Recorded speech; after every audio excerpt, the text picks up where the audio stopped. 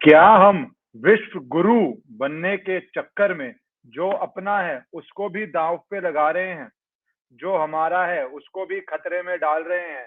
क्या ये सवाल पूछना उचित नहीं है? क्या ये सवाल पूछना लॉजिकल नहीं है कि आप तो स्टेट्समैन बनना चाहेंगे, आप तो विश्व गुरु की बातें करना चाहेंगे, पर होगा क्या? वो उसके विपरीत है। उस चाह में हर देश अपने देश के बारे में सबसे पहले सोचता है। अमेरिका का जब मन करता है अफगानिस्तान जाता है, वहां पे अपने 20 साल सैनिक रखता है, हड़दंप मचाता है। जब मन करता है एक दिन उठता है, निकल जाता है, जो होता है वहां पे होए। ये मानवता के आधार पे गलत है, बिल्कुल गलत है। पर अमेरिका को फर्क नहीं पड़ता और किसी भी शक्तिशाली देश को ये फर्क नहीं पड़ता। वो हमेशा अपने देश के लिए पहले सोचते हैं।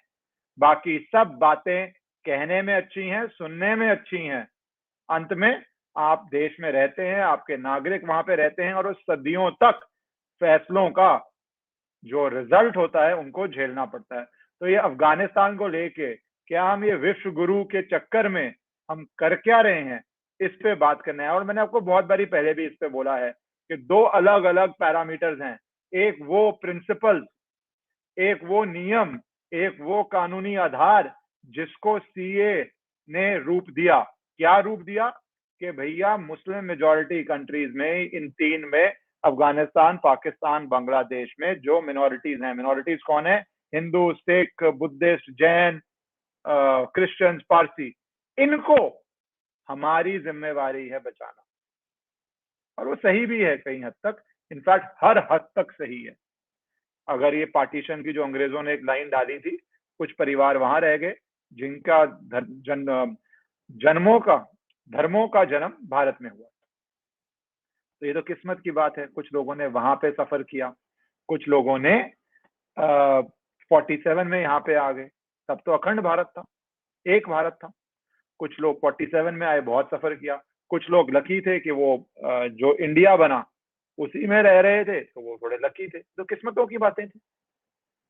और बहुत लोगों ने, आपके शायद ग्रैंड पेरेंट्स ने, आपके ग्रैंड पेरेंट्स के फादर ने, मदर ने, परदादा ने, पर नाना ने, या दादा या नाना ने, डिपेंडिंग आपकी क्या एज है, हो सकता है बहुत सफर किया। और कुछ वहां पे रह गए थे। तो जो अभी भी टॉर्चर फेस कर रहे हैं उसके लिए सीए बना। और बहुत लॉजिकल है, मेरा टैक्स पेयर का पैसा है, आपका टैक्स पेयर का पैसा है, हम सब चाहते हैं, क्योंकि वो उनको भारत नहीं तो कौन, भारत नहीं तो कौन, वो एक चीज। अब जो ये विश्व गुरु की बात कर रहा हूं उस पर आता हूं। अगर आप पहली बार ही जुड़ रहे हैं तो आप चैनल को सब्सक्राइब कर लीजिए। हम रोज बात करते हैं और विषयों को डिस्कस करते हैं, और जरूरी विषय हैं। ये सवाल पूछने जरूरी है। मैं ये सवाल क्यों पूछ रहा हूँ? मैंने एक ट्वीट किया था, आप सब्सक्राइब कर लीजिए, बेल आइकन दबा लीजिए।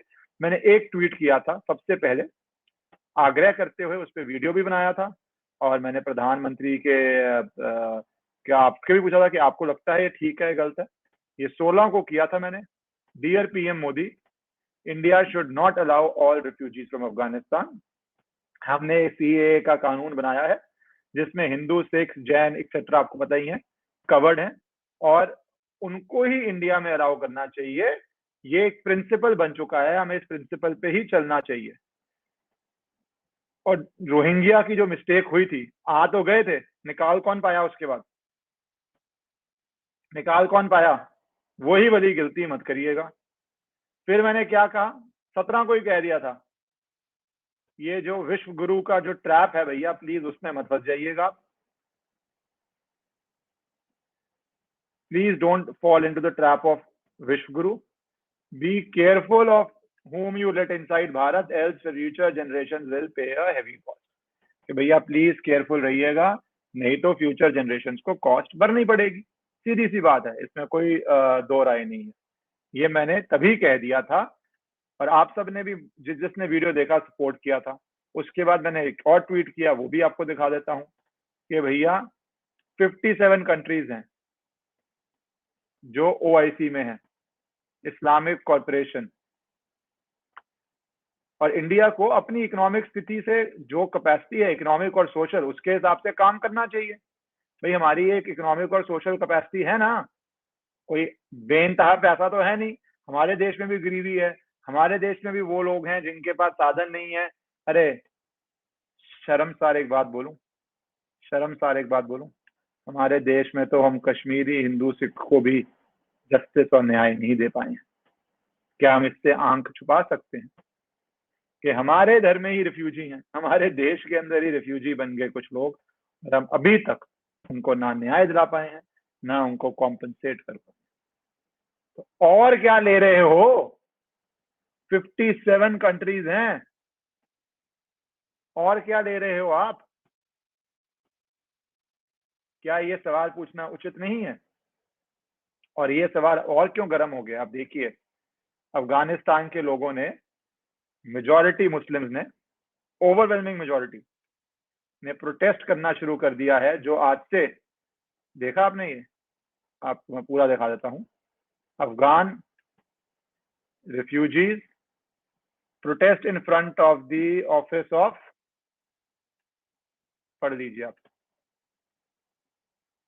United Nations, there are more than 21,000 Afghani refugees, there is no reason to return. Ahmad Zia Afghani, जो हेड है अफगान कम्युनिटी इंडिया में, वो बोलते हैं भैया अब हमें सेटल करो इंडिया में। 21,000। और ये 21,000 सिर्फ वो हैं जो रजिस्टर्ड हैं। अनरजिस्टर्ड कितने होंगे आप जानते हैं, आप सोच सकते हैं, आप ध्यान लगा सकते हैं।